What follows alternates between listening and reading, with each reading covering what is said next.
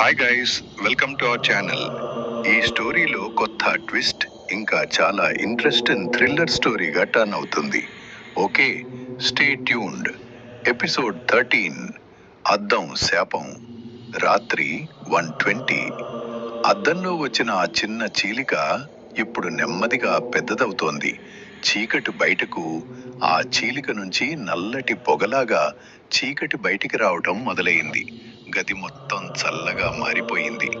రవి ఇది ఆపాలి, లేకపోతే అంతా ముగిసిపోతుంది. నీడ, అసలు ప్లాన్. నీడ పెద్దగా నవ్వింది. నీడ, ఇదే నేను ఎదురుచూసింది. అద్దం పూర్తిగా పగిలితే నేను ఈ ప్రపంచంలోకి పూర్తిగా వస్తాను. లక్ష్మి గ్రహించడం.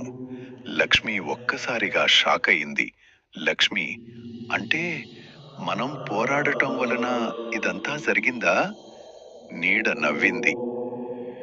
ఇది ప్రతీకారం కాదు, ఇది మరింత చీకటి. ఎమోషనల్ క్షణం. రవి చిన్న అమ్మాయి వైపు చూశాడు.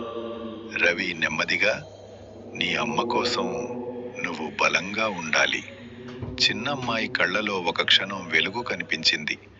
నీడ కోపం. నీడ గట్టిగా అరిచింది, చాలు! గది మొత్తం కదిలిపోయింది. గోడలు కంపించాయి. నీడ తన శక్తిని పెంచింది. లక్ష్మి కూడా ఎదురుదాడి చేసింది. ఇద్దరి మధ్య చీకటి శక్తులు ఢీకొన్నాయి. రవి మధ్యలో నిలబడి ఉన్నాడు. ఏం చెయ్యాలో తెలియదు. అద్దం పగిలేలా చీలిపోయింది. చిన్న చీలిక నుంచి చీకటి బయటికి రావడం మొదలైంది. ఇది ప్రతీకారం కాదు, ఇది మరింత చీకటి. ఎమోషనల్ క్షణం.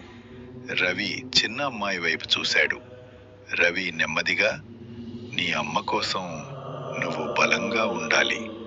చిన్నమ్మాయి కళ్ళలో ఒక క్షణం వెలుగు కనిపించింది. నీడ కోపం.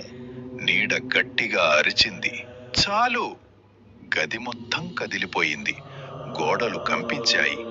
నీడ తన శక్తిని పెంచింది. లక్ష్మి కూడా ఎదురుదాడి చేసింది. ఇద్దరి మధ్య చీకటి శక్తులు ఢీకొన్నాయి. రవి మధ్యలో నిలబడి ఉన్నాడు. ఏం చెయ్యాలో తెలియదు. అద్దం పగిలేలా చీలిపోయింది. చిన్న చీలిక నుంచి చీకటి బయటికి రావడం మొదలైంది.